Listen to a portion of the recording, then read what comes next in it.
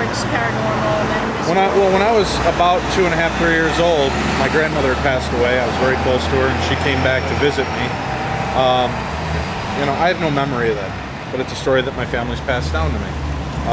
When my son was born 21 years ago, in a room full of people, she made an appearance again that everybody witnessed. I had a Bigfoot sighting when I was about 11 years old. I had UFO sightings almost 3 years ago at the Gilliland Ranch in Trout Lake, Washington. So it's just that spurs me on. And I've got an overwhelming fear of death. You know, it's a paralyzing fear at a lot of times. So my hopes, by investigating, trying to get the answers, that if I seek and I keep looking, something may click for me. Somebody's going to say the thing that's going to make me think, aha, or it's going to make sense, and that's what I'm looking for. What was the closest thing you've ever heard so far from somebody, perhaps as a guest? On which subject? I mean, well, what comes next? Helping you?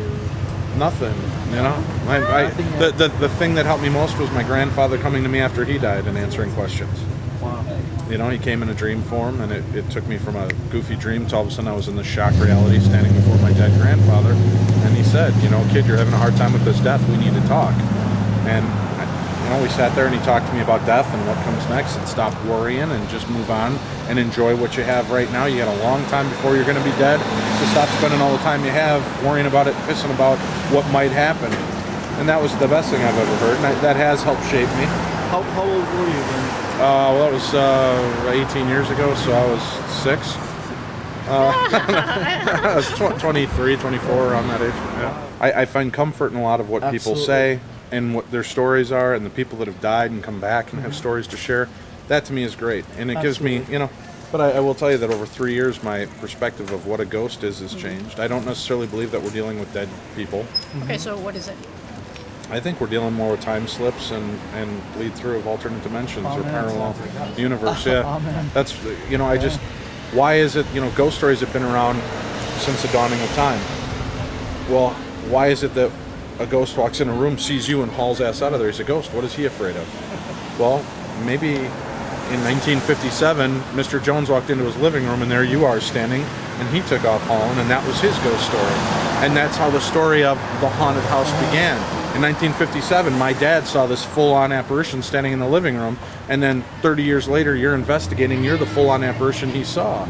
Yeah, I mean, I do think we come across some spirits. Absolutely. I just think a lot of the things that we deal with are more just time slips. Yeah, time slips and issues, and I do believe in residual hauntings more than I believe in grandma walking back into the house and going, hey, you want some eggs, you know?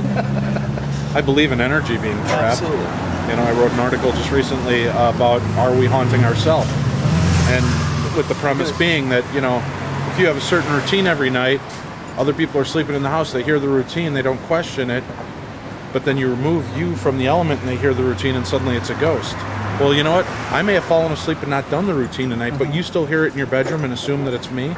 We could have been doing it the whole time. Absolutely. And haunting ourselves. So I do believe in more of the residual haunting than I do an intelligent haunting situation. But then again, I get weird EVPs, I get weird communication that you can't just dismiss. Absolutely. Well, our hope with the show is just, you know, a lot of people take themselves way too seriously in this field, and all these paranormal people that have opened up their own broadcast radio shows, and God love them, and their 7 listeners, and you know, and that's fantastic that they're doing what they love. And I'm not out to deface anybody. I'm not going to face allegation.